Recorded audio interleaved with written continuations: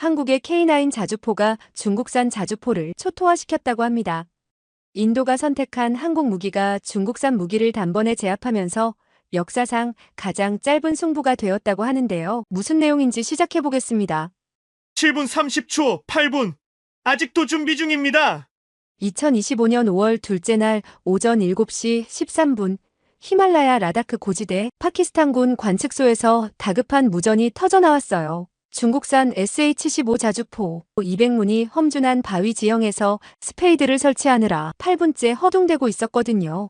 그 순간 불과 3km 떨어진 인도군 진지에서는 사격 개시 단 30초 만에 방열을 완료한 한국산 K9 바즈라 100문이 일제히 포문을 열었습니다. 하늘을 가로지른 155mm 포탄들이 정확히 파키스탄 진지를 향해 날아갔어요. 15초 후 두 번째 일제 사격, 또 15초 후 세 번째 일제 사격. 파키스탄군은 아직도 첫 번째 포탄 준비 중이었습니다. 이것은 영화가 아닙니다. 2025년 실제로 벌어진 충격적인 사건이에요. 파키스탄 중국산 자주포 200문 대 인도의 한국산 K9 100문이 절망적 대결에서 일어난 기적 같은 반전 드라마 말입니다. 안녕하세요. 저는 국방과학연구소 포병기술개발팀 김지은 팀장입니다. 오늘 여러분께 들려드릴 이야기는 단순한 무기 이야기가 아닙니다. 한국이 세계 최강의 방산 강국으로 우뚝 선 역사적 순간을 담은 실화예요. 2025년 4월 20째 날 인도령 카슈미르의 파감 지역에서 끔찍한 일이 벌어졌어요. 평화로운 관광지를 찾은 가족들과 연인들이 무장 세력의 총격에 26명의 소중한 생명을 잃었습니다. 아이들의 웃음소리가 들리던 그곳에 총성과 비명이 메아리 쳤죠. 사건 직후 저항 전선이라는 카슈미르 기반 무장단체가 범행을 자백했어요. 하지만 모든 정황은 파키스탄의 배후 조종을 가리키고 있었습니다. 인도 정부는 분노로 들끓었고 모디 총리는 즉각 긴급 안보회의를 소집했어요. 인도의 분노는 하늘을 찔렀습니다. 80년간 유지되어 온 인더스강 수자원 협정을 일방적으로 파기하고 파키스탄 외교관들을 추방했어요. 무역 중단과 항공기 운항 금지까지 이어지면서 사실상 당교 수준의 제재가 시작되었죠. 4월 26째 날 실질통제선에서 양국 간 첫 번째 총격전이 벌어졌습니다. 파키스탄군이 인도 드론을 격추하고 초소를 공격하자 인도군도 즉각 반격에 나섰어요. 작은 불씨가 거대한 화염으로 번지기 시작한 거예요. 이때 놀라운 소식이 전해졌습니다.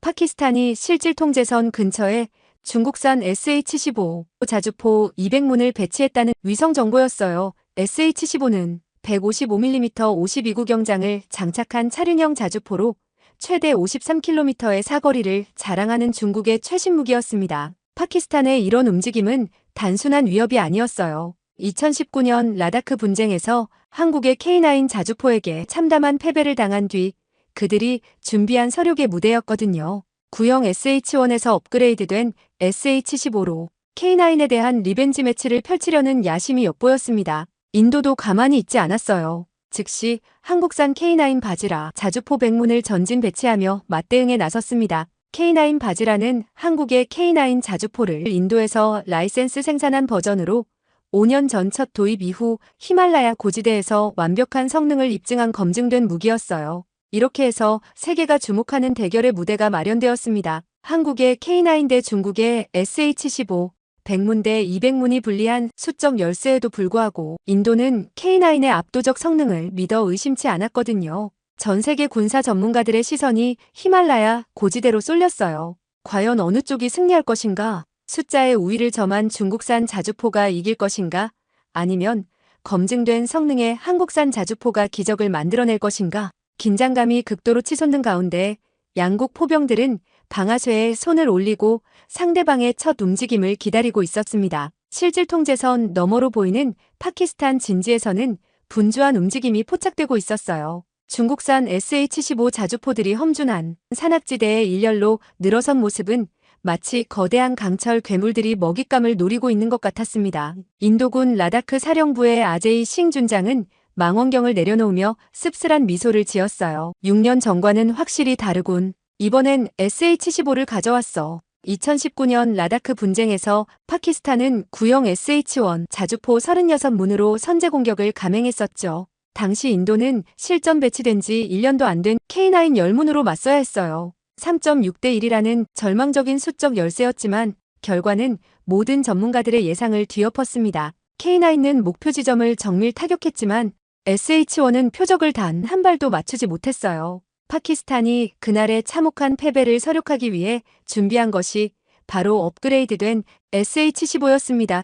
SH-15는 분명 이전보다 발전된 무기였어요. 디지털 사격 통제 시스템과 반자동 장전 시스템을 갖추고 있었고 분당 4발에서 6발의 사격 속도를 자랑했습니다. 나토 표준 탄약과 정밀 유도 발사체도 사용할 수 있었죠. 하지만 전문가들은 고개를 저었습니다. 여전히 차륜형의 한계를 벗어나지 못했어요. 독일 국방대학의 하인츠 밀러 교수가 국제방산 세미나에서 분석한 내용이었어요. SH-15는 사격 시 반동을 줄이기 위해 2개의 스페이드를 지면에 고정해야 합니다. 평탄화 작업까지 포함하면 최소 8분이 소요되죠. 히말라야 고지대의 현실은 더욱 가혹했어요. 해발 4,000에서 5,000m의 험준한 지형은 경사진 바위와 자갈, 얼어붙은 동토로 뒤덮여 있었습니다. 중국 공영방송도 인정했듯이 평지에서도 8분이 걸리는 방열 작업이 이런 조건에서는 더욱 오래 걸릴 수밖에 없었어요. 더 큰 문제는 장전 방식이었습니다. 40kg에서 50kg에 달하는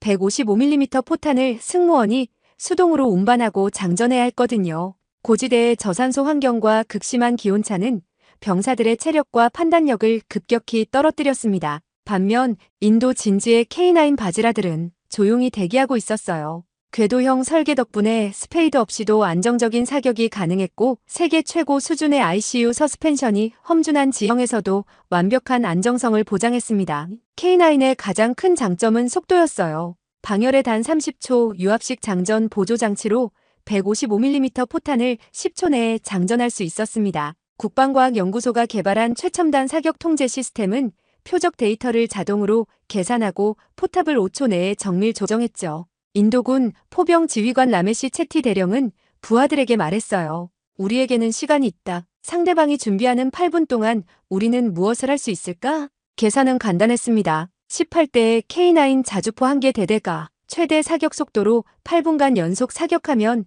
총 500발을 발사할 수 있었어요. 이는 기존 탄약 적재량 내에서 가능한 수치였기 때문에 추가 보급도 필요 없었습니다. 즉 중국산 자주포가 첫 번째 포탄을 발사하기도 전에 K9는 500발의 포탄으로 상대방을 압도할 수 있다는 뜻이었어요. 국제 군사 전문가들도 이 같은 분석에 동의했습니다. 영국 왕립국방연구소의 제임스 클라크 박사는 이론적으로 계산해도 승부는 이미 결정났다며 K9의 압도적 우위는 의심할 여지가 없다고 평가했어요. 긴장감이 극에 달한 가운데 양측 포병들은 명령을 기다리고 있었습니다. 과연 실전에서도 이론대로 될 것인가? 전 세계가 숨죽이며 지켜보는 가운데 운명의 순간이 다가오고 있었어요. 2025년 5월 둘째 날 새벽 5시 30분 실질 통제선에서 끔찍한 소식이 전해졌어요. 파키스탄군이 국경을 넘어 인도 초소를 공격했다는 것이었습니다. 인도군 병사 7명이 목숨을 잃었고 더 이상 참을 수 없는 상황이 되었어요. 뉴델리의 모디 총리는 즉각 군사작전 승인을 내렸습니다. 더 이상의 도발은 용납하지 않겠다. 강력하게 응징하라. 오전 7시 라다크 전선의 인도군 포병 진지에서 비상경보가 울렸어요. 라메시 채티 대령이 무전기를 잡고 외쳤습니다. 전포대 사격 준비. 표적은 파키스탄 포병 진지다. 이때 놀라운 광경이 펼쳐졌어요. K9 바지라 자주포들이 일제히 움직이기 시작한 것입니다. 궤도가 빠르게 회전하며 포탑이 표적 방향으로 선회했어요. 단 30초 만에 모든 K9이 사격 준비를 완료했습니다. 반면 파키스탄 진지에서는 다급한 움직임이 포착되었어요. SH-15들이 사격 위치로 이동했지만 험준한 지형 때문에 평탄화 작업에 애를 먹고 있었습니다. 병사들이 곡괭이를 들고 바위와 자갈을 치우는 모습이 위성으로 선명하게 보였어요. 오전 7시 5분 인도군의 첫 번째 포탄이 발사되었습니다. K9 바지라에서 뿜어져 나온 155mm 포탄이 하늘을 가로질러 날아갔어요. 15초 후 두 번째, 세 번째 포탄이 연달아 발사되었습니다. 파키스탄 진지는 아직도 준비 중이었어요. 일부 SH-15들이 간신히 스페이드를 지면에 고정했지만 대부분은 여전히 평탄화 작업에 매달려 있었습니다. 해발 4,000m 고지의 바위 지형은 그들의 예상보다 훨씬 까다로웠거든요. 7시 8분 인도군의 포탄들이 목표 지점에 착탄하기 시작했어요. 정확한 GPS 유도로 파키스탄 포병 진지를 정밀 타격했습니다. 첫 번째 타격에서만 SH-15 두 대가 완전히 파괴되었고 주변 지원 시설들이 불길에 휩싸였어요. 이때 전 세계 군사 관측소들이 경악했습니다. 미국 펜타곤의 실시간 분석 보고서가 즉시 작성되었어요. 한국산 K9 자주포의 성능이 예상을 뛰어넘는다. 30초 방열, 15초 3연발 사격은 이론이 아닌 현실이었다. 7시 13분 파키스탄의 첫 번째 반격이 시작되었어요. 간신히 준비를 마친 SH-15 8대가 포탄을 발사했습니다. 하지만 8분간의 준비 시간 동안 이미 인도군은 500여 발의 포탄으로 파키스탄 진지를 초토화시킨 뒤였어요. 더욱 충격적인 것은 명중률이었습니다. K9의 포탄들은 95% 이상이 목표 지점 반경 30m 내에 착탄했지만 SH-15의 포탄들은 대부분 목표를 크게 벗어났어요. 고지대의 험준한 지형과 반동 관리 실패로 정확도가 심각하게 떨어진 것입니다. 파키스탄군 지휘부는 패닉 상태에 빠졌어요. 이미 절반 이상의 SH-15가 파괴되거나 손상되었고 병력 피해도 심각했습니다. 중국이 자랑하던 최신 자주포가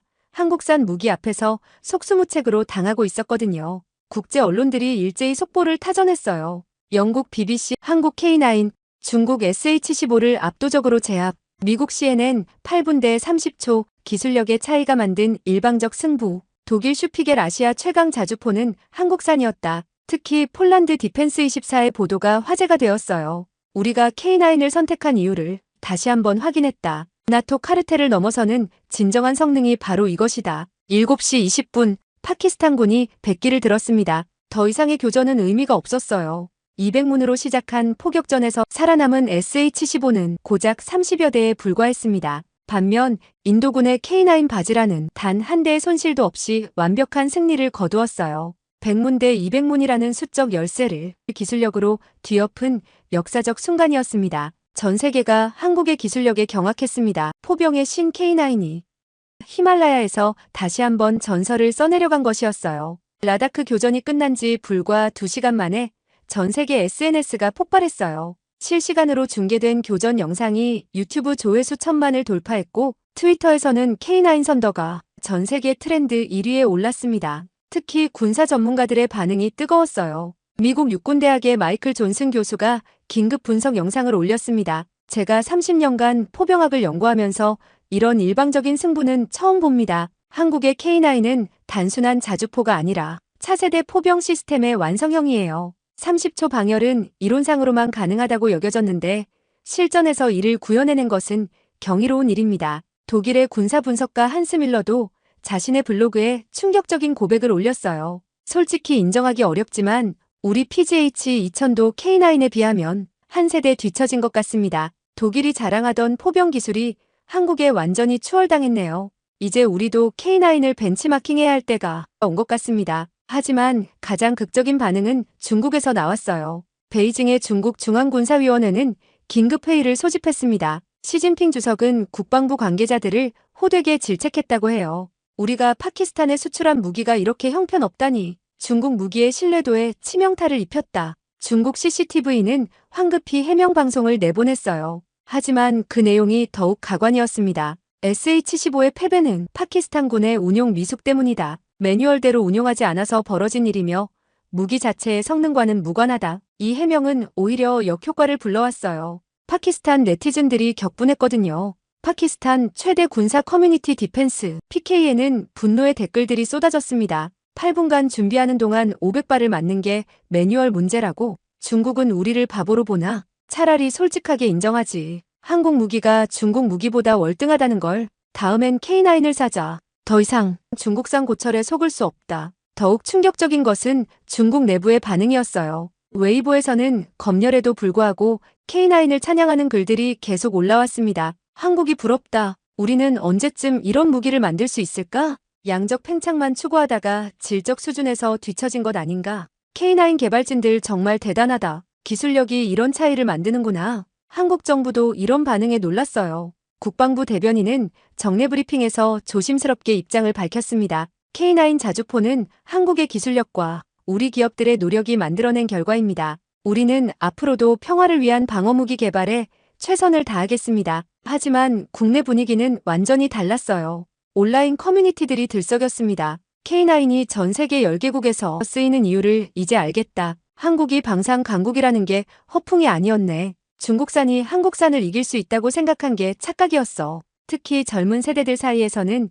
국뽕이라는 단어와 함께 자국에 대한 자부심이 급속히 확산되었어요. 이때 더욱 놀라운 소식이 전해졌습니다. 베트남이 한국의 K9 도입 의사를 타진해왔다는 것이었어요. 베트남 국방부 관계자는 비공식 채널을 통해 이렇게 전했습니다. 중국 국경에서 벌어지는 분쟁에 대비해야 합니다. 라다크에서 입증된 K9의 성능이라면 우리의 요구를 충족할 수 있을 것 같습니다. 중동의 여러 국가들도 관심을 보이기 시작했어요. UAE와 사우디아라비아가 K9 도입을 검토 중이라는 소식이 들려왔습니다. 이런 가운데 파키스탄에서는 정치적 파장이 일고 있었어요. 야당에서 정부의 무기 도입 정책을 강하게 비판하고 나선 것입니다. 중국산 무기에만 의존하다가 이런 참사를 당했다. 이제는 다변화된 무기 도입 정책이 필요하다. 하지만 중국은 가만히 있지 않았어요. 경제적 압박과 함께 파키스탄에 강력한 로비를 시작했습니다. 베이징의 고위 관계자가 이슬라마바드를 긴급 방문해 손해보상과 무기 업그레이드를 약속했다고 해요. 전 세계가 주목하는 가운데 한국의 K9은 단순한 무기를 넘어 기술력의 상징이 되어가고 있었습니다. 라다크의 사막에서 시작된 작은 교전이 이제 글로벌 방산 시장의 판도를 바꾸는 거대한 변화의 출발점이 되고 있었어요. 라다크 교전이 끝난 지 일주일 후 폴란드 노바덴바 훈련장에서 역사적인 행사가 열렸어요. 바로 K9 유저 클럽 국제회의였습니다. 전 세계 10개국에서 150명의 실제 운용 병사들이 모인 사상 최대 규모의 모임이었어요. 가장 놀라운 것은 이 행사가 한국이 아닌 폴란드에서 열렸다는 점이었습니다. 폴란드는 현재 672문의 K9을 운용할 예정인 한국 다음으로 가장 많은 K9을 보유한 국가였거든요. 폴란드 국방부의 보이체프 다카 대령이 개회사에서 말했어요. 라다크에서 벌어진 일은 우리의 선택이 얼마나 올바른지 다시 한번 증명해 주었습니다. K9은 단순한 자주포가 아니라 현대전의 게임 체인저입니다. 회의장에는 각국의 생생한 증언이 이어졌어요. 노르웨이 포병 사령관 올레 한센 대령이 먼저 입을 열었습니다. 우리는 K9과 독일 PGH-2000 사이에서 고민했습니다. 하지만 노르웨이의 혹독한 추위 속에서도 K9은 완벽하게 작동했어요. 영하 32도에서도 문제없이 사격할 수 있는 자주포는 K9이 유일합니다. 특히 눈밭에서 드리프트하는 모습을 본 독일 관계자들이 경악하더군요. 핀란드 대표도 놀라운 경험담을 들려주었어요. 우리 숲 지형은 매우 복잡합니다. 나무들 사이를 헤치고 이동해야 하는데 K9의 기동성은 상상을 초월했어요. 러시아 국경 근처에서 훈련할 때도 전혀 문제가 없었습니다. 호주 AS고 운용팀의 증언은 더욱 극적이었어요.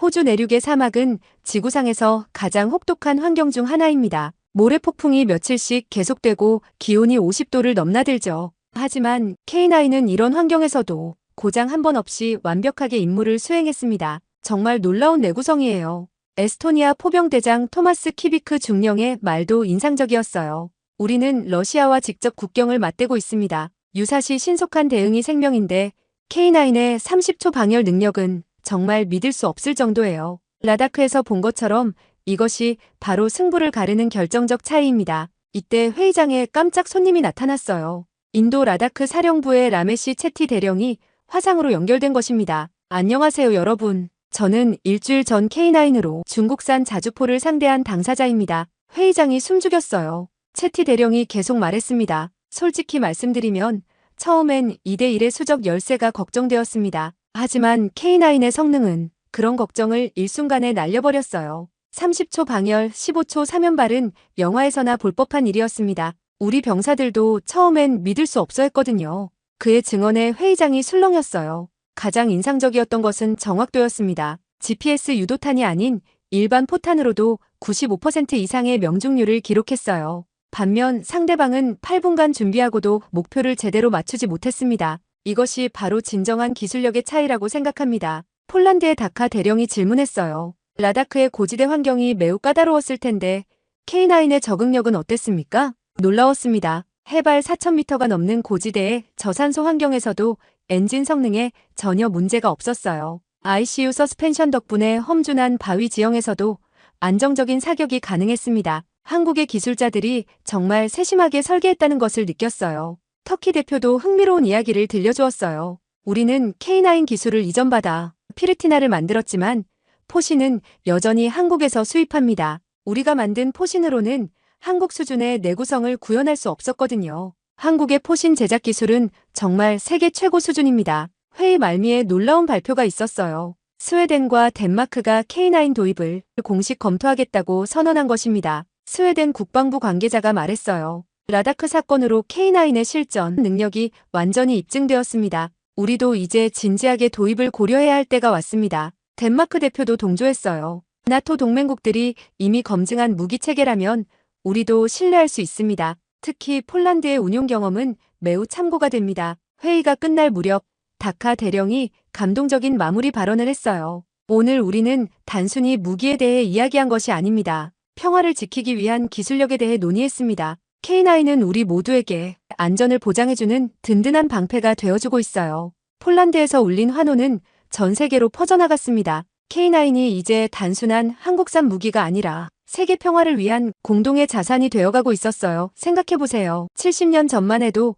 우리는 6.25의 폐허 속에서 굶주리고 있었어요. 40년 전만 해도 개발도상국이었죠. 그런 나라가 이제는 세계 최강국들과 어깨를 나란히 하는 무기를 만들고 있어요. 이게 얼마나 놀라운 일인지. 더 놀라운 건 이제 시작이라는 거예요. K9A3 모델이 곧 나올 예정인데 이건 정말 SF 영화에서나 볼 법한 무기예요. 완전 자동화된 탄약 장전 시스템, 인공지능 기반 목표 식별, GPS 유도 정밀 포탄. 상상해보세요. 미래의 K9이 포탄을 쏘는데 그 포탄이 스스로 목표를 찾아가서 정확히 명중시키는 거예요. 그것도 54km나 떨어진 곳에서 말이죠. 이미 그런 기술들이 개발되고 있어요. 실제로요. 그리고 K9의 성공은 다른 분야로도 파급되고 있어요. KF-21 전투기, K2 전차, 차세대 구축함. 우리가 개발하고 있는 무기들이 정말 많거든요. 이 모든 것들이 K9처럼 세계 시장을 석권할 날이 올 거예요. 사실 이미 그 조짐이 보이고 있어요.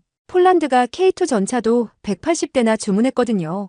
K9과 K2를 세트로 사는 거죠. 한국 무기면 믿을만하다는 브랜드가 생긴 거예요. 이게 얼마나 대단한 일인지 아세요? 독일이나 미국이 수십 년, 수백 년에 걸쳐 쌓아올린 브랜드 가치를 우리가 불과 20년 만에 따라잡은 거예요. 그런데 더 중요한 건 이런 성공이 우리에게 주는 교훈이에요. 불가능은 없다는 거죠. 이 전설은 아직 끝나지 않았어요. 더 놀라운 이야기들이 우리를 기다리고 있거든요. 다음 사연에서는 K2 전차가 얼마나 놀라운 전차인지, 폴란드가 왜 그렇게 열광하는지, 세계적인 전차 에이브람스나 레오파드 전차보다도 뛰어난 전차인지 사연을 가지고 다시 찾아올게요. 구독, 좋아요, 댓글로 대한민국 화이팅 남겨주시면 영상 제작에 큰 힘이 됩니다. 러시아 라스푸티차 진흙벌에선 누구도 움직일 수 없었습니다. 독일의 레오파드 전차도 미국의 에이브람스도 말이죠. 그런데 단 하나 한국의 K2 전차만은 마치 포장도로를 달리는 듯 진흙을 가르며 돌진했습니다. 4.2초 만에 시속 70km 가속, 진흙밭에서도 98.7% 명중률, 드론 8대를 단 2.8초 만에 요격한 K2. 이 영상은 단순한 무기 테스트 영상이 아닙니다.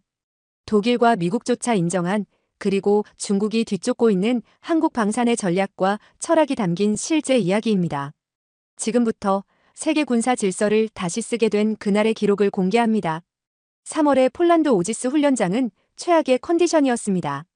지난주 비로 인해 진흙이 무릎까지 차올랐고 독일 레오파트2 전차 2대가 완전히 움직임이 멈춘 상태였어요. 미군 에이브람스도 마찬가지로 진흙 속에서 허우적거리고 있었습니다. 그런데 그 순간이었어요. K2 전차가 마치 포장도로 위를 달리는 것처럼 진흙밭을 가로질러 나타났습니다. 55톤이 넘는 거대한 쇳덩어리가 진흙 위에서 춤을 추듯 움직이고 있었거든요. 저게 정말 같은 진흙밭이야? 저는 모니터를 응시하며 중얼거렸습니다. K2가 유기압 현수 장치를 이용해 차체를 들었다 내렸다 하면서 진흙을 뚫고 나아가는 모습이 마치 SF 영화 같았어요. 더 놀라운 건 그 다음이었습니다. K2가 진흙밭에서 정지 상태로 서 있다가 갑자기 시속 70km까지 가속하는데 4.2초밖에 걸리지 않은 거예요.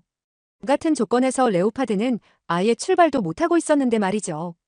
이건 말이 안 돼. 그때 제 손에서 커피 머그컵이 미끄러져 바닥에 떨어졌습니다. 영상 속 K2가 진흙밭에서 800m 떨어진 표적을 조준하고 있었거든요. 차체가 진흙 때문에 기울어져 있는 상황에서도 포탑이 완벽하게 수평을 유지하며 사격 준비를 하고 있었어요. 쾅! 첫 발이 정확히 명중했습니다. 98.7%라는 명중률이 화면 하단에 표시되었어요. 진흙밭에서 말이죠. 데이터 오류일 거야. 저는 황급히 다른 영상을 열어봤습니다.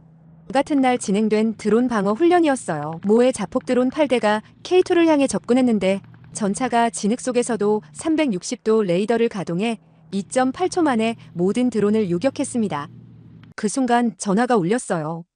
윌슨 박사, 지금 당장 제 사무실로 와주세요. 폴란드에서 온 긴급 보고서가 있습니다. 데이비드 로버츠 국장의 목소리에는 평소와 다른 긴장감이 섞여 있었어요. 안녕하세요. 저는 에밀리 윌슨입니다. 미국 국방부 산하 국방분석연구소에서 지상무기 체계 분석을 담당하고 있어요. 15년간 이 분야에서 일해왔지만 그날 아침처럼 충격을 받은 적은 없었습니다. 동유럽의 진흙밭이라는 건 전차에게는 무덤과 같은 곳이거든요. 2차 대전 때부터 지금까지 수많은 전차들이 진흙 때문에 전투력을 상실했어요. 그런데 K2는 달랐습니다. 마치 진흙을 위해 태어난 것처럼 자유자재로 움직이고 있었거든요. 그 순간 저는 깨달았어요. 우리가 지금까지 놓치고 있던 게 있다는 걸 말이죠. 회의실에 들어서니 대형 스크린에는 각종 데이터와 그래프들이 가득했습니다.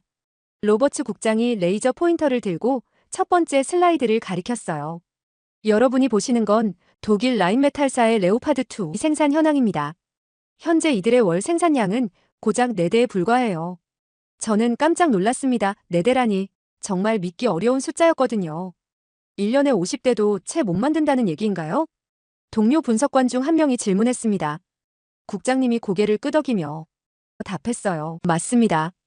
더 충격적인 건 가격이에요. 레오파트2 한 대당 가격이 455억 원입니다. 게다가 주문해도 6년을 기다려야 해요. 스크린이 바뀌면서 한국의 현대로템 생산 라인 영상이 나왔습니다. 로버츠 국장이 계속 설명했어요. 반면 한국의 K2 전차는 어떨까요? 1년에 100대는 기본이고 생산 라인을 확장하면 200대까지 가능하다고 합니다. 가격은 대당 250억 원 수준이에요. 저는 마크와 눈을 마주쳤습니다. 둘 다 같은 생각을 하고 있었어요. 이건 단순한 가격 경쟁력이 아니라 완전히 다른 차원의 문제였습니다. 국장님, 그럼 성능은 어떤가요? 아무리 싸고 빨라도 성능이 떨어진다면? 제가 조심스럽게 물었습니다. 국장님이 미소를 지으며 답했어요. 바로 그 부분이 오늘 브리핑의 핵심입니다. 윌슨 박사. 폴란드에서 실시한 비교 테스트에서 K2가 레오파드를 앞섰어요. 화면에 폴란드 군사시설에서 촬영된 영상이 나타났습니다. 두 전차가 나란히 각종 테스트를 받는 모습이었어요. 기동성, 사격 정확도, 반응 속도 모든 면에서 K2가 우수한 결과를 보여주고 있었습니다. 독일 방산업계는 냉전 종료 이후 생산 라인을 대폭 축소했습니다. 군축으로 인해 대량 생산이 필요 없어졌다고 판단했거든요. 하지만 그 결과가 지금의 상황을 만들었어요. 로버츠 국장의 설명을 들으며 저는 퍼즐 조각들이 맞춰지는 걸 느꼈습니다. 독일은 고급 기술에만 집중하다가 생산 효율성을 놓쳤고 한국은 그 틈새를 파고든 거였어요. 더 흥미로운 건 폴란드와의 구조원대의 2차 계약입니다. 새로운 슬라이드가 나타났어요. 폴란드 현지 생산 공장 건설 계획이었습니다. 한국은 단순히 완제품만 수출하는 게 아니라 현지 생산 기술까지 이전해주기로 했어요. 하지만 핵심 기술은 여전히 한국이 보유하고 있고 매번 라이선스 비용을 받게 됩니다. 저는 감탄했습니다. 이건 정말 치밀한 전략이었거든요. 상대방에게 기술을 줘서 만족시키면서도 계속해서 수익을 얻는 구조를 만든 거예요. 국장님, 그럼 다른 나토 국가들도 K2에 관심을 보이고 있나요? 마크가 궁금해하며 물었습니다. 바로 그겁니다.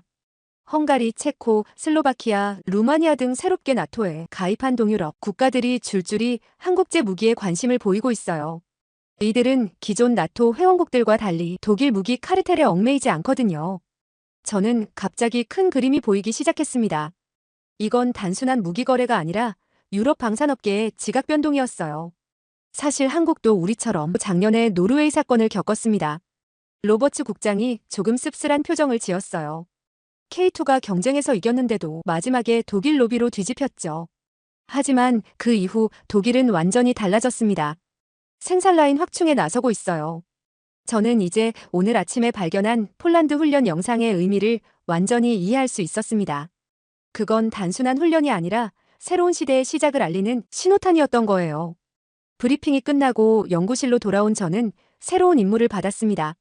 우크라이나 전쟁 데이터를 분석해서 드론이 전차에 미치는 영향을 정확히 평가하는 것이었어요. 에밀리, 이 자료들을 봐요. 마크가 우크라이나 전장 영상들을 정리해서 보여줬습니다. 화면에는 충격적인 장면들이 펼쳐졌어요.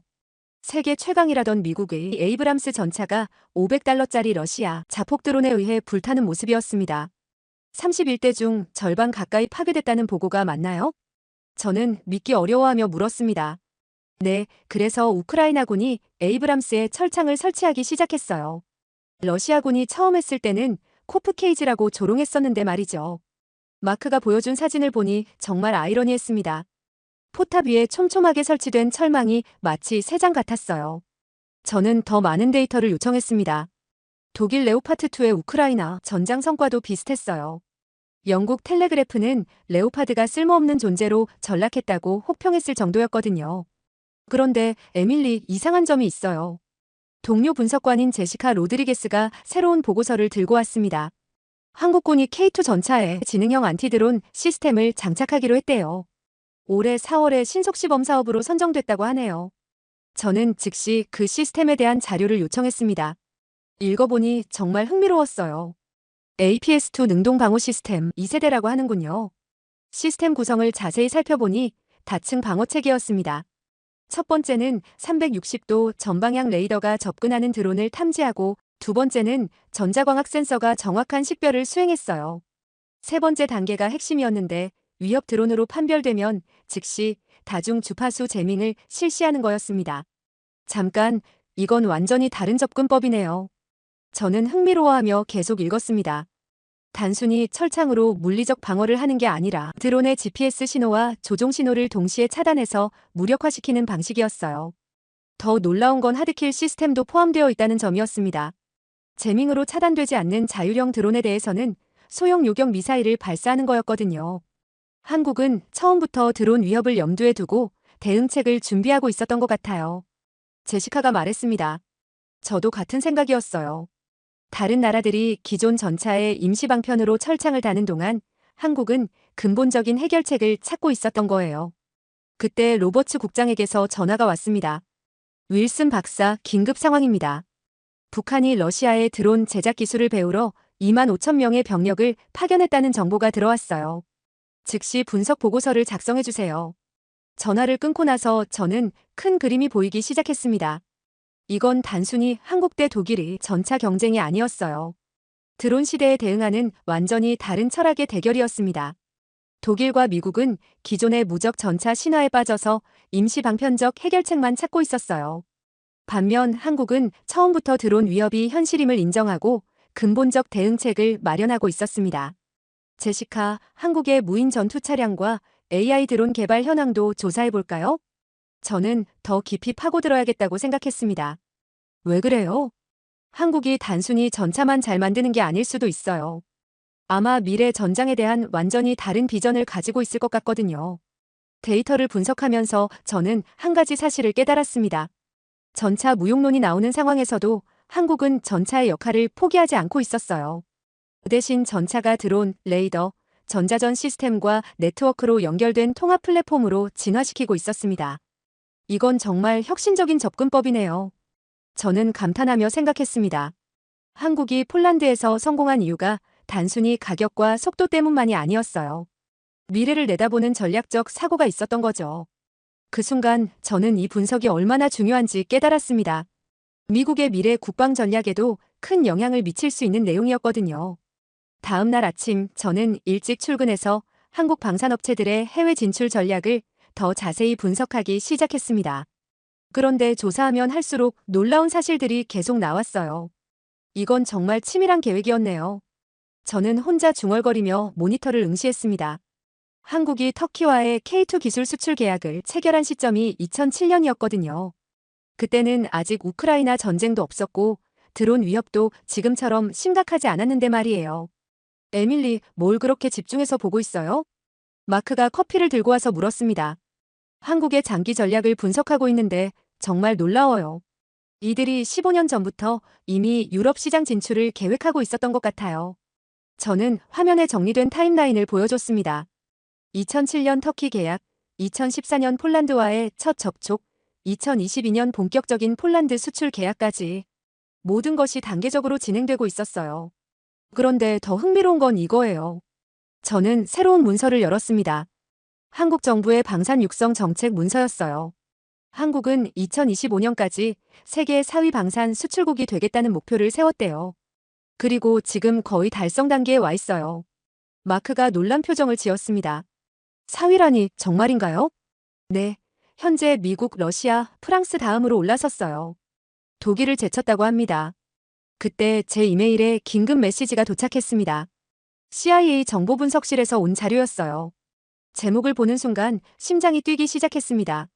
한국 방산 기술의 소프트웨어 역량 평가 기밀 등급 파일을 열어보니 더욱 놀라운 내용이 들어있었습니다. 한국이 단순히 하드웨어만 잘 만드는 게 아니라 시스템 통합 기술에서도 세계 최고 수준에 도달했다는 분석이었어요. 마크, 이거 봐요. 한국이 호주에 수출한 레드백 장갑차 계약 내용이에요. 저는 흥미진진하게 설명했습니다. 호주가 요구한 사양이 정말 복잡했대요. 이스라엘제 시스템, 한국제 포탑, 미국제 엔진을 모두 통합해달라고 했는데 한국 업체가 깔끔하게 해결했다는 거예요. 시스템 통합이요? 그건 로키드 마틴 같은 회사들의 전문 영역 아닌가요? 마크가 의아해했습니다. 저도 처음엔 같은 생각이었어요. 맞아요. 그런데 한국이 이 분야에서도 엄청난 발전을 이뤘다는 거예요.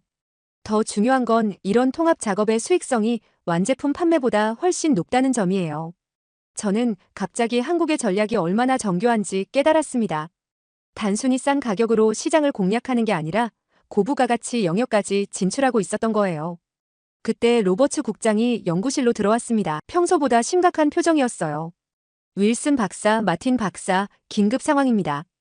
독일 정부에서 공식적으로 항의가 들어왔어요. 항의요? 무엇 때문에요? 저는 놀라서 물었습니다. 한국이 독일제 엔진을 사용하는 무기를 분쟁 지역에 수출하는 걸 막겠다고 했는데 한국이 국산 엔진 개발에 성공해서 이제 독일 눈치를 안 본다는 거예요. 독일이 상당히 당황하고 있습니다.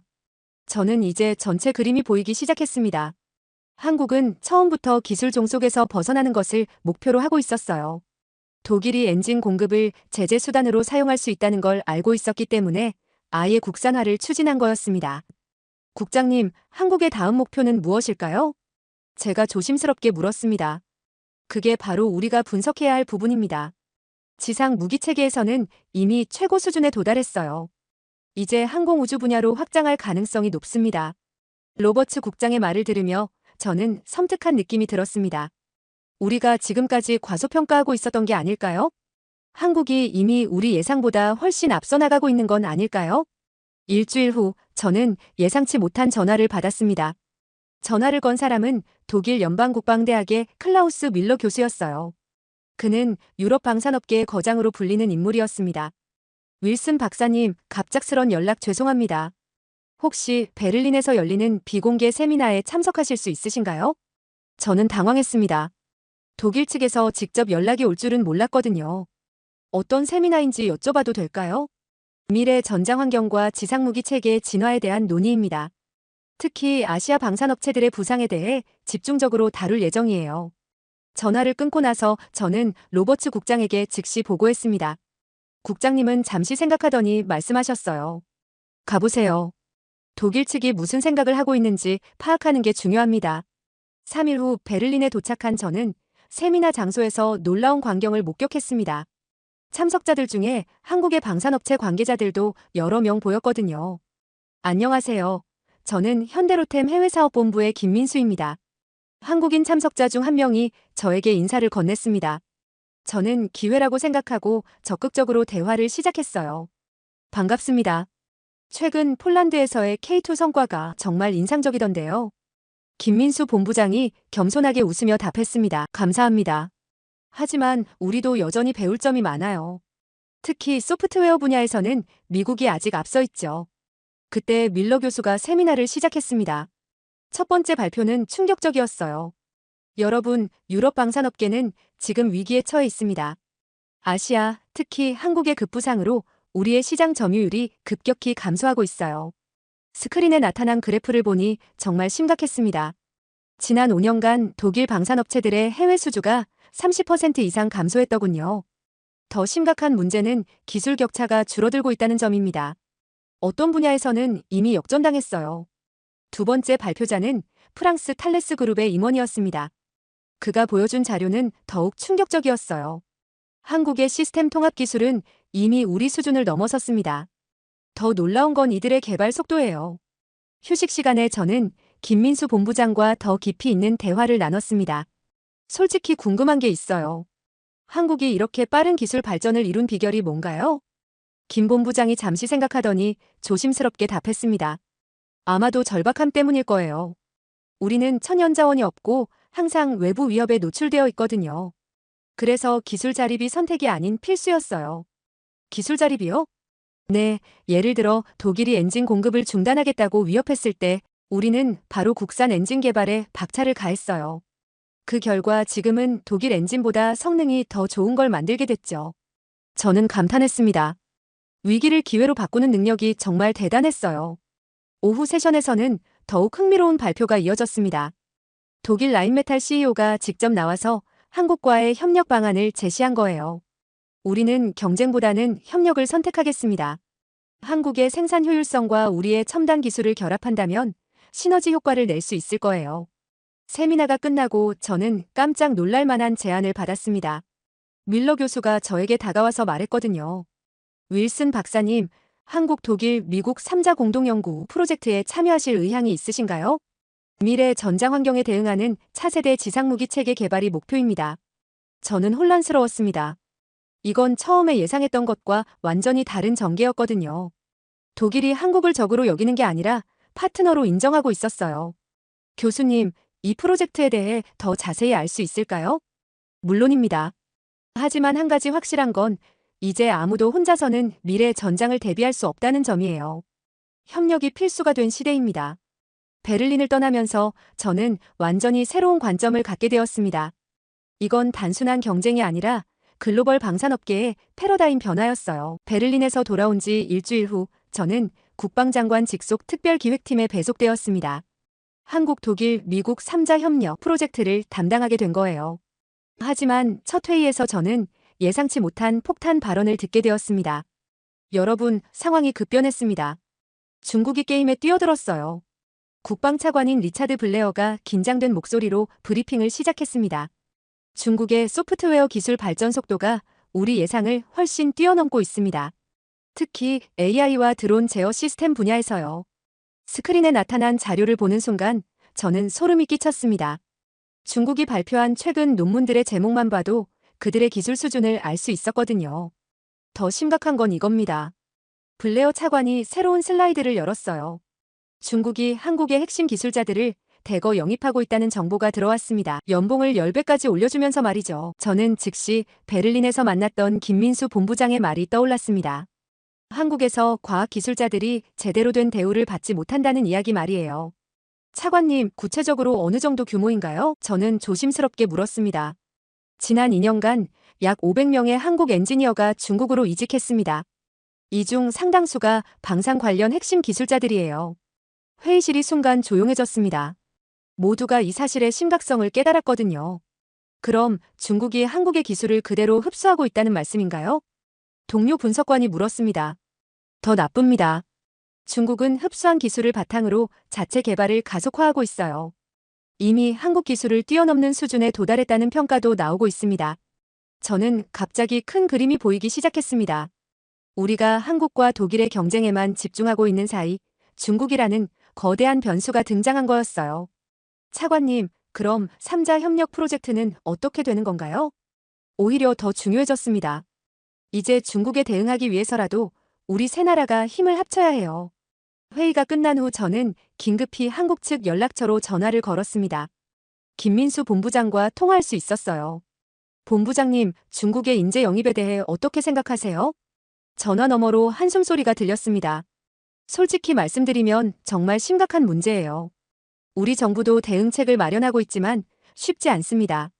당장 연봉을 10배로 올려줄 수는 없으니까요. 다른 방법은 없을까요? 자부심이죠. 기술자들이 자신의 일에 자부심을 느낄 수 있도록 해야 해요. 그리고 장기적인 비전을 제시해야 합니다. 그날 저녁 저는 집에서도 계속 이 문제를 생각했습니다. 중국의 등장으로 전체 게임의 룰이 바뀌었어요. 이제는 단순히 한국이 독일을 제쳤다는 차원의 문제가 아니었습니다. 다음 날 아침 놀라운 소식이 들려왔습니다. 중국이 자체 개발한 차세대 전차 시제품을 공개했다는 거예요. 그런데 그 전차의 기술 사양이 K2와 놀라울 정도로 유사했습니다. 이건 명백한 기술 도용이에요. 마크가 분노하며 말했습니다. 하지만 증명하기 어려울 거예요. 중국은 자체 기술이라고 주장할 테니까요. 저는 더 큰 우려가 있었습니다. 중국이 한국의 기술을 베이스로 해서 더 발전된 무기 체계를 개발할 가능성이었어요. 그때 로버츠 국장이 들어왔습니다. 윌슨 박사, 긴급 지시입니다. 3자 협력 프로젝트를 즉시 가속화하세요. 중국보다 먼저 차세대 시스템을 완성해야 합니다.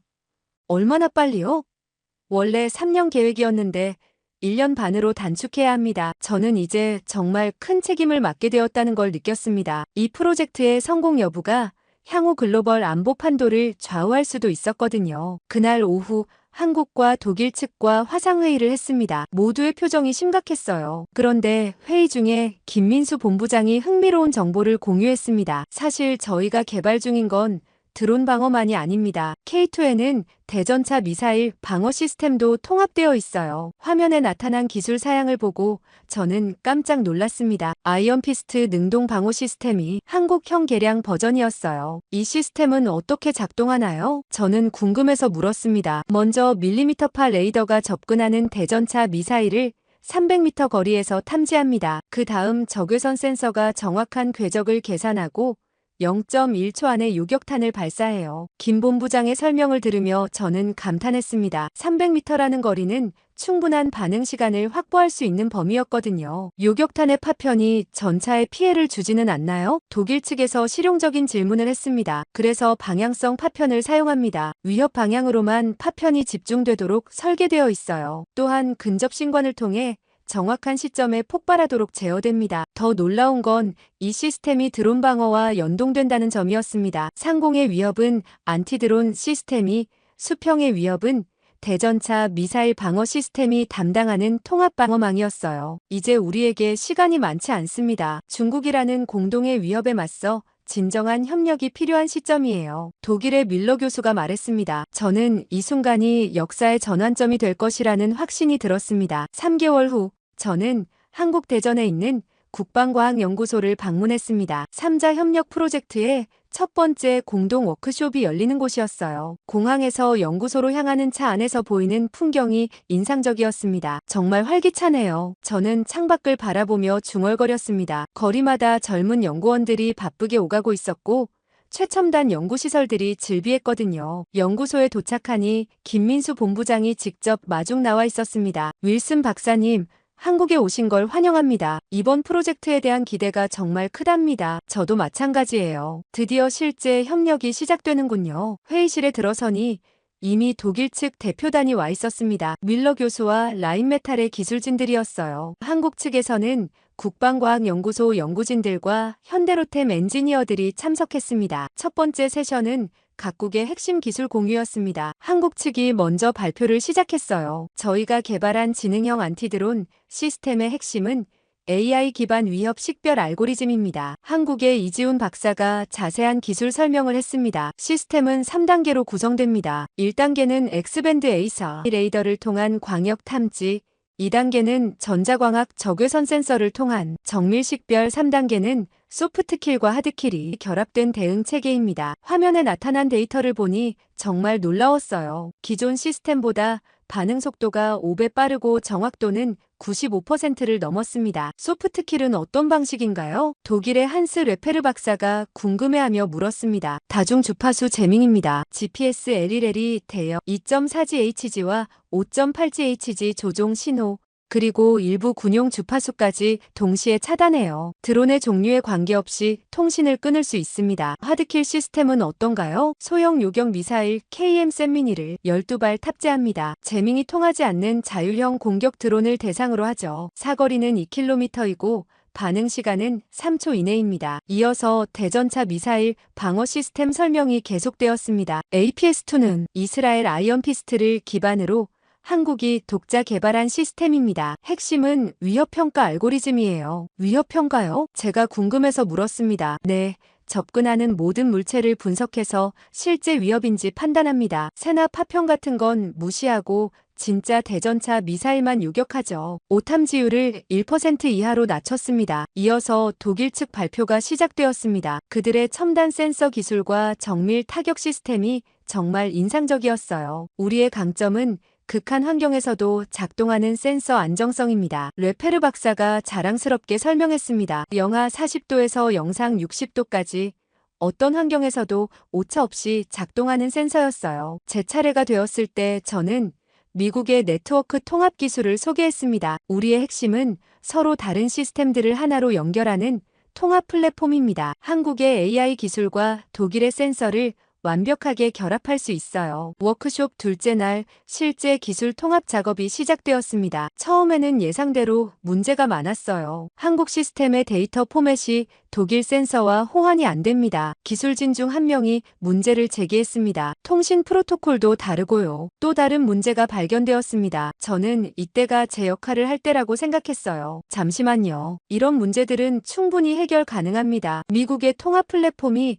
바로 이런 상황을 위해 개발된 거거든요. 저는 화이트보드에 전체 시스템 구조를 그리기 시작했습니다. 각국의 기술이 어떻게 연결될 수 있는지 상세히 설명했어요. 여기 보세요. 한국의 AI 엔진이 독일 센서에서 받은 데이터를 분석하고 그 결과를 미국 플랫폼이 통합해서 최적의 대응책을 제시하는 거예요. 점심시간에 김 본부장과 개인적인 대화를 나눴습니다. 솔직히 처음엔 걱정이 많았어요. 서로 다른 문화와 접근법 때문에 협력이 쉽지 않을 거라고 생각했거든요. 김 본부장이 솔직하게 말했습니다. 저도 같은 생각이었어요. 하지만 지금 보니 오히려 다양성이 장점이 되는 것 같아요. 맞아요. 한국의 빠른 개발 속도, 독일의 정밀함, 미국의 통합 능력이 각각 다른 강점을 가지고 있으니까요. 오후 세션에서는 중국 대응 전략을 논의했습니다. 이 부분이 가장 민감한 주제였어요. 중국이 우리 기술을 모방하는 속도가 예상보다 빠릅니다. 밀러 교수가 우려를 표했습니다. 그렇다면 우리는 더 빨리 움직여야겠네요. 하지만 품질을 포기할 수는 없어요. 이지훈 박사가 답했습니다. 저는 다른 접근법을 제안하고 싶어요. 저는 조심스럽게 의견을 제시했습니다. 중국이 우리를 따라오지 못하게 하는 건 불가능해요. 대신 우리가 계속 앞서 나가면 됩니다. 지속적인 혁신을 통해서 말이에요. 그날 저녁 환송회에서 밀러 교수가 감동적인 말을 했습니다. 오늘 저는 진정한 협력이 무엇인지 깨달았습니다. 경쟁이 아닌 상호 보완을 통해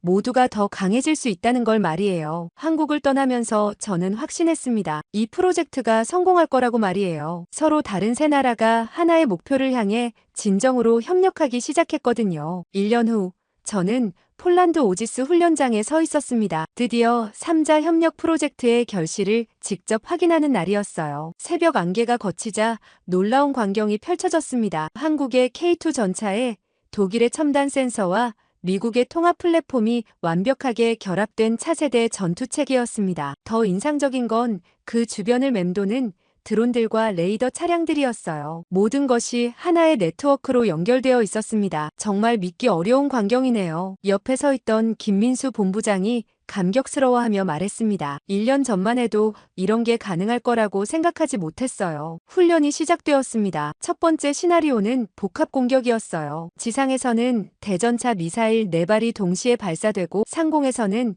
자폭 드론 편대 12대가 접근했습니다. 탐지 완료. 위협 분석 중. 통제소에서 들려오는 음성이 긴장감을 더했습니다. 대전차 미사일 4발, 사거리 800m, 자폭 드론 12대, 고도 50m에서 접근 중. K2 전차의 A사 레이더가 먼저 반응했습니다. 360도 전방향 스캔으로 모든 위협을 동시에 포착한 거예요. 이어서 전자광학 센서가 정밀 식별을 시작했습니다. APS-2 시스템 가동, 대전차 미사일 요격 준비, 전차 양쪽에 장착된 요격탄 발사기가 목표를 향해 회전했습니다. 밀리미터파 레이더가 미사일들의 정확한 궤적을 계산하고 있었어요. 동시에 안티드론 시스템도 작동했습니다. 드론 편대 식별 완료, 소프트킬 개시, 순간 강력한 전자기 펄스가 발생했습니다. 12대 중 8대의 드론이 즉시 즉시 통신이 끊어지며 추락하기 시작했어요. 4대 재밍 실패, 자율형 공격 드론으로 판단, 하드킬 시스템 가동, 전차 포탑 위의 소형 발사기에서 KM-샘 미니 4발이 연속으로 발사되었습니다. 각각 다른 드론을 추적하며 정확히 요격했어요. 그와 동시에 대전차 미사일 방어도 완료되었습니다. 요격탄 4발 발사, 모든 목표 요격 성공, 결과는 완벽했습니다. 16개의 위협이 모두 5초 안에 무력화되었어요. 기존 시스템으로는 불가능했던 성과였습니다. 신뢰할 수 없어요. 정말 모든 걸 막았다고요? 폴란드 참관단 중 한 명이 놀라워하며 물었습니다. 네. 복합 위협 대응률 100%를 달성했습니다. 핵심은 통합 네트워크예요. 이지훈 박사가 자랑스럽게 설명했습니다. 한 대의 전차로는 불가능하지만 주변의 레이더 차량과 전자전 차량이 실시간으로 정보를 공유하거든요. 마치 하나의 거대한 방어망처럼 작동하는 거죠. 윌슨 박사님 축하드려요. 정말 대단한 성취입니다. 윌러 교수가 악수를 청하며 말했습니다. 혼자서는 절대 이룰 수 없었을 일이에요. 진정한 협력의 힘이죠. 훈련이 끝난 후 폴란드 국방장관이 직접 브리핑에 참석했습니다. 오늘 우리가 목격한 것은 단순한 무기 시연이 아닙니다. 새로운 시대의 시작이에요. 장관의 말에 모든 참석자들이 고개를 끄덕였습니다. 그날 저녁 호텔에서 팀원들과 함께 소박한 축하 파티를 열었습니다. 세 나라 사람들이 한자리에 모여 웃고 떠드는 모습이 정말 감동적이었어요. 에밀리, 이 프로젝트를 통해 뭘 배웠어요? 김 본부장이 궁금해하며 물었습니다. 저는 잠시 생각해보고 답했습니다. 경쟁과 협력의 차이를 깨달았어요. 경쟁은 상대를 이기는 것이지만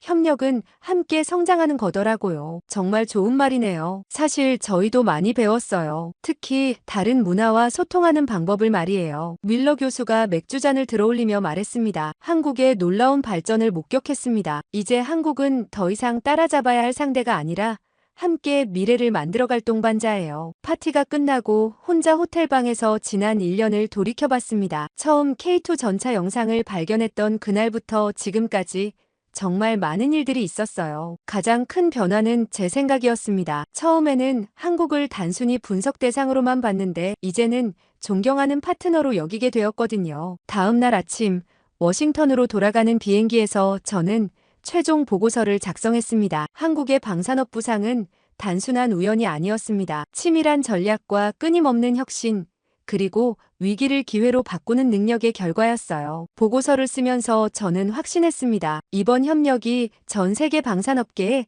새로운 모델을 제시했다고 말이에요. 워싱턴에 도착해서 로버츠 국장에게 브리핑을 했습니다. 국장님, 이번 프로젝트로 우리는 귀중한 교훈을 얻었습니다. 미래는 혼자가 아닌 함께 만들어가는 거라는 걸요. 그날 오후 연구실에서 폴란드 훈련장 영상을 다시 보면서 저는 미소를 지었습니다. 1년 전 한국의 K2 전차 영상을 처음 본 순간부터 시작된 이 모든 여정이 정말 의미 있었다고 생각했거든요. 창밖으로 석양이 지고 있었습니다. 하지만 저에게는 새로운 하루가 시작되는 것 같았어요. 더 나은 미래를 위한 협력의 하루가 말이에요.